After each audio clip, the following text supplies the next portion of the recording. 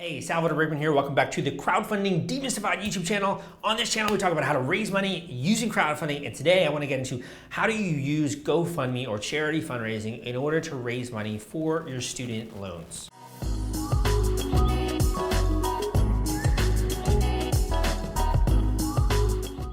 Okay, so student loans are a really big subject because, as we know, it's very expensive to go to school in the United States, and we see more and more students turning to alternative solutions like charity fundraising, like online fundraising, like GoFundMe, the fundraising platform, in order to help subsidize the cost to a degree, in order to help repay some of these loans that are onerous and burdening and kind of, honestly, it's just kind of crushing, I think, a lot of students nowadays with the amount of debt that they have to pay back. So what can you use crowdfunding for? And is this a legitimate way in which you can raise money to subsidize your student loans? We're talking about that today. I say this all the time, and I have a lot of other videos out there on GoFundMe that go into how it works, the psychology behind getting someone to donate funds on that platform. But GoFundMe is basically a way, and crowdfunding in general, is a way to turn your relationships into something more tangible. So what do I mean by that? Well, at the heart of all types of crowdfunding are relationships. So relationships, I mean relationships that you have with your family, relationships that you have with your friends, with your local community, with your church group, with other organizations that you're part of. Crowdfunding, at the heart of crowdfunding are relationships, and in general, the reason why people give money to other people is that there is a pre-established relationship. You know, I want to think about the last time that you got something for free. Maybe it was at a holiday. If you celebrate Christmas, you got a letter in the mail and it was your uncle, you open the letter, you see a card and $50 falls out or $20 falls out, you know, whatever it is. And they gave you some free money. It's like, wow, that's incredible. But really, it's not free because there's some kind of a relationship established there within the family and with that actual particular relative that you have a relationship with as a little kid. So relationships are the reason why people give money, because it's sort of almost like, if you know someone, you like someone, you trust someone, you've had good memories with them, you hate to see when they're in a bind, when horrible things are happening in their life, and you're willing to actually part with your hard-earned dollars in order to help them out. If I see someone, and I've seen friends who are just struggling after college and it's not even their fault, I'm willing to shoot them 10 bucks on a GoFundMe campaign. I have done that before when they get into a really difficult time, or if they're trying to do something specific, like they're trying to do a missionary trip going into Africa, or they're trying to join the Peace Corps, those type of things. I have no problem actually helping out some of my closer friends in that way. What I'm getting at is that in order to look at GoFundMe as a possible option, you actually have to have relationships in your life. And by that, I mean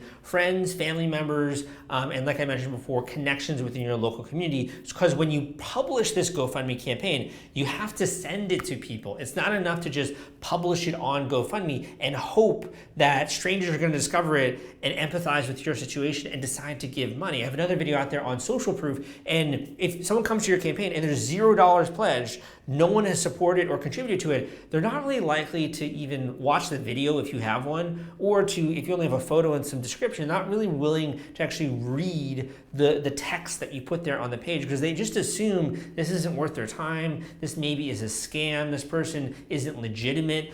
Keep in mind that they don't see you physically as a human being when they go to your GoFundMe campaign. They don't know anything about you. They just see what is there on the page, and if no dollars have been pledged yet, they're probably not going to take the time or spend the attention and energy in order to read through your story and read through your campaign. Relationships are needed to kind of prime the pump, first of all, to get some donations flowing, to get some backers for your GoFundMe campaign, and get some people in the door. And also that means that when other people come and strangers see this project and they already see $1,000 has been pledged or $2,000, they're more willing to actually read the story and thus be open to giving money to a complete stranger. The other thing at play when it comes to using GoFundMe for something like, student loans is the value that you are contributing to society. And this might be a little bit controversial, but I'm just going to try and be honest with you. That's what I do with these videos. I try to be honest with you. not every major or not everything that you've studied is created equal. And that's kind of outlined in our very economy. Doctors are paid more than janitors. And I'm not saying that a janitor's job isn't great. I'm not saying if you go and you get a philosophy degree that that isn't a good thing or that's not adding value to society, because it is.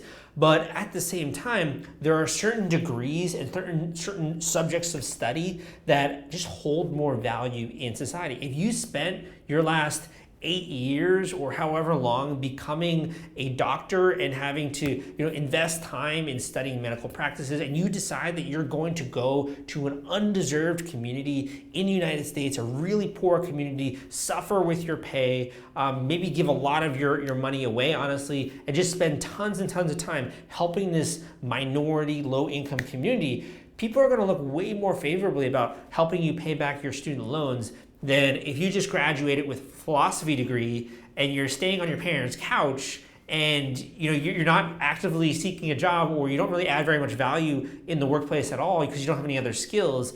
They're not going to really look as favorably upon your major or the subject that you study because you're not bringing that much value, and they can't really have an image of why should they help you. With so many other students out there who do have to pay back student loans, one of the ways that you can make yourself stand out aside from the relationships is the value that you're going to bring to society with your degree. What is your ambition, man? What are you passionate about? What kind of changes are you going to make in the world? Because that really is the question that people have when they're thinking about, should I help this person pay back their loans? Why?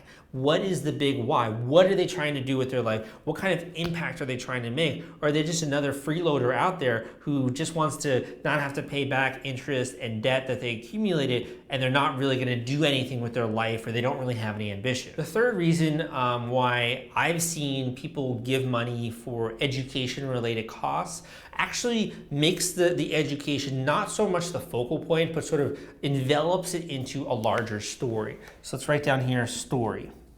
So the education is important, and this individual does have relationships and they're trying to add value to society, but there's a larger story at play that prevents them from competing in a way that's kind of leveling the playing field. So let me kind of unpack that. If you're a normal person, you're going to school, you get student loans, and then afterwards you maybe get a second part-time job, or you just work really long hours and you work to pay off your student loan. But if you're a special case, maybe something happened to you where you were after college in a horrible automobile accident and now you're disabled and you have difficulty paying back your student loans, or you suffered from some kind of medical malpractice or medical disease and you don't maybe have the funds to be able to solve that problem, and thus your student loans are piling up. And the story is larger than just, hey, I want some money to pay back my student loans, man. It's a little bit larger than that. There are other factors at play, and that's really what's guiding your ask. And the more that you can paint a picture, the story behind why you need this money and the events that led up to this and why this is kind of like something that you really need, that is going to make people much more likely to give money to a stranger, or if they're in your own social network, to comprehend, wow, Trevor or Abigail really went through a lot. I'm willing to help them out. It's not necessarily for the student loans, but I just want to help them because I empathize with where they are in life. I have another great video out there on the reason why strangers give money online. And in order to give money, I'll go through it really quickly. They just have to feel two emotions. They have to feel empathy with that individual, and that's usually done through the story. And they also have to feel a cause of distress that they relate with, that they see that this person is struggling, and by giving money, they can actually help alleviate that struggle. That's why on TV, we see commercials that show babies who are starving in Africa and telling the story behind that, and your money can actually help give them this amount of food for this long. By painting the picture that way, by showing with empathy with your story, by showing some social proof with the relationships you already have, they're giving you money, showing that you're trying to contribute value to society, people are more likely to be able to empathize with your situation and to realize that by helping support you, they can actually help alleviate some of this own distress that they're starting to feel just learning about your story. So I hope that this video helped you when it comes to raising money for your student loans. I have a lot of other great videos out there, but also I have a book called Crowdfunding Personal Expenses, which is specific for GoFundMe and charity-related crowdfunding campaigns. If you are interested, go and check out a copy on Amazon. I also have one on Audible where you can listen to it as you go, a paperback version on Amazon, ebook, etc. So go and check out Crowdfunding Personal Expenses. It's basically like a roadmap, if you will, for running a successful campaign. I talk about more of the triggers that you have to hit if you want to get strangers to donate to your GoFundMe or your crowdfunding campaign. So I hope that you enjoyed this video. My name is Salvador Brigman, and I'll see you next time.